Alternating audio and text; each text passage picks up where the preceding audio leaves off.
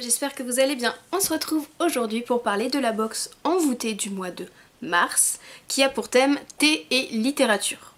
Comme d'habitude, nous allons retrouver le carnet de dégustation à l'intérieur avec tous les thés, leurs histoires et comment les déguster au mieux. Et ce mois-ci, nous avons la recette qui sont des financiers à base de thé. Et là, je pense que voilà, je vais me lancer, je vais les faire plutôt rapidement.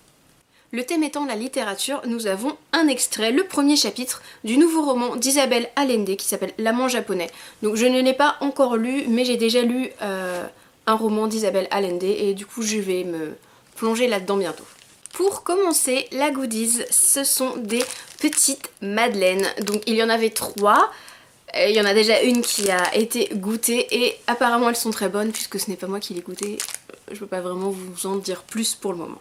Ensuite, nous avions donc 3 sachets d'une infusion de chez Pagès. C'était l'infusion ligne, maté, thé vert, ananas et cranberry. Donc celle-ci, je l'ai goûtée. Et c'est vrai que c'est assez particulier, le mélange ananas plus cranberry avec le goût assez particulier du maté. Voilà, c'est pas fou, mais le but c'est d'éliminer. Le maté, ça fait aller aux toilettes. Et les cranberries, voilà, étant antioxydantes avec l'ananas, c'est forcément sympa pour l'organisme. Après, au niveau du goût, c'est pas le meilleur truc du monde. Nous avons également 3 sachets de dégustation de chez Daman Frères. Donc celui-ci, j'en ai goûté un également. Celui-ci, c'est un thé noir parfumé. C'est un Smoky Lapsang. Et moi qui adore le thé Darjeeling fumé de chez Kusmi, celui-là il est encore plus fumé, le goût est super fort, mais là on le sent pas à travers le sachet, mais dès qu'on l'ouvre il y a vraiment cette odeur de fumée qui monte. C'est limite peut-être un peu too much si on n'est pas habitué, mais il est délicieux, il est vraiment très bon. Après il y a écrit que c'est un sachet découverte qui est non disponible à la vente. Donc est-ce que c'est le fait que ce soit un sachet qui n'est non disponible à la vente, est-ce qu'on le trouve en vrac comme les autres thés de chez Daman Frères, ou alors est-ce que ce thé là, est-ce que c'est le Smoky Lapsang qui n'est pas disponible encore peut-être à la vente, peut-être qu'il va bientôt arriver, je sais pas du tout, faut que je me penche dessus, mais il est vraiment délicieux, il est super fort, il en faut un tout petit peu, et voilà, c'est un gros coup de cœur, il est délicieux, et faut que je reprenne celui-là, faut que je reprenne, il est trop bon.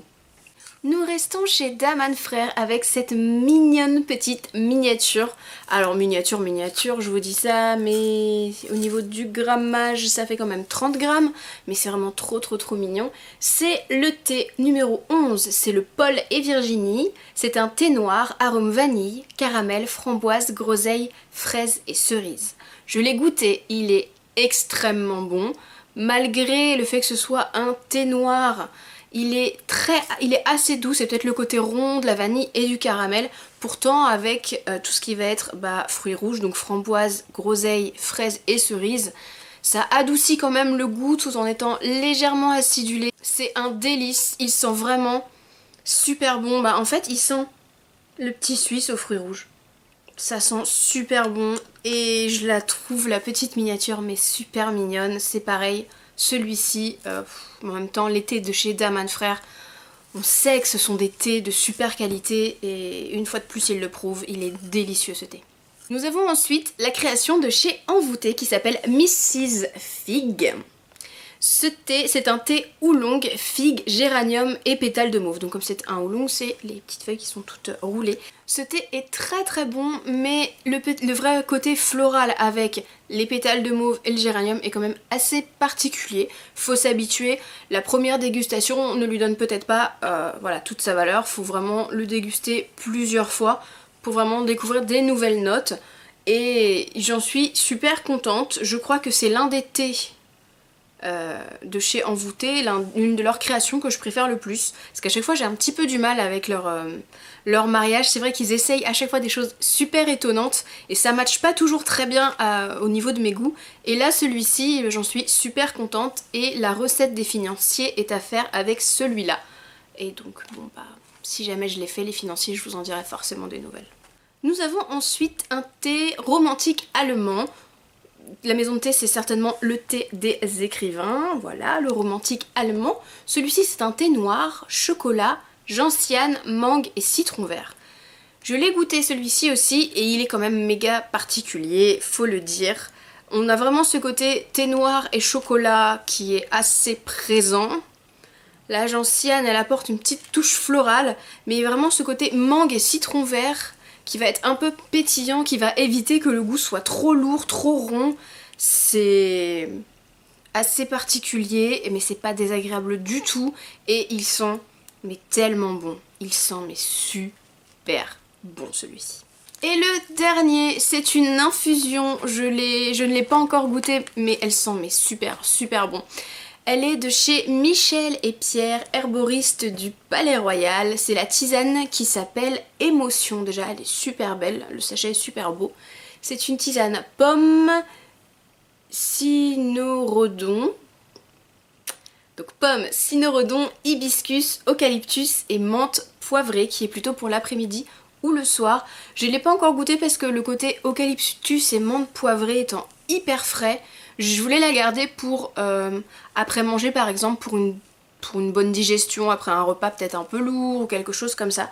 Donc c'est la seule que je n'ai pas encore goûtée, elle sent super bon et la première fois que j'ai ouvert la box, que je les ai un petit peu tous regardés, c'est surtout elle qui m'a sauté aux yeux et qui m'a donné envie de goûter. Nous avons donc ce mois-ci encore eu une magnifique box, je vous ai même pas montré, qui était décorée avec des plumes et des encriers sur le thème du coup des écrivains. Et au dos nous retrouvons un poème de Lu Tung et en fait c'est un poème sur les 7 tasses de thé, c'est un poème sur le thé, donc c'est vrai que cette box est super belle, le contenu est une fois de plus mais totalement hallucinant. J'ai vraiment été super contente de cette box. C'est l'une de mes préférées actuellement. J'ai adoré celle sur la Russie, sur le thé russe, et c'est celle-ci qui est juste après. C'est vraiment... Je sais même pas si elle est même pas un petit peu avant. Voilà, c'est certainement ma dernière box parce que comme je vous disais, j'ai beaucoup de thé et il faut que je finisse un petit peu mes stocks, donc ça va être ma dernière box pendant quelques temps. Elle est arrivée en plus sans encombre, si vous aviez un petit peu suivi les péripéties de celle du mois dernier. Voilà, je suis très contente de l'avoir reçue sans péripéties, mais voilà, j'ai pas envie de perdre le thé parce que même si c'est quelque chose de sec, souvent il y a des dates de péremption, je vais toujours plus loin et je me sépare de mes thés que quand ils ont un goût vraiment un peu bizarre et particulier.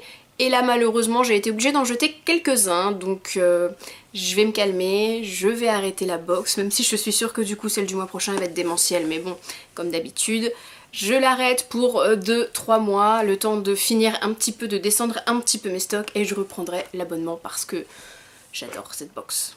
Voilà, j'adore en goûter. J'espère que cette vidéo vous a plu, si c'était le cas n'hésitez pas à mettre un petit pouce vers le haut et à vous abonner si ça n'est pas déjà fait. Jusqu'à la prochaine fois, je vous fais plein d'énormes bisous, bye bye.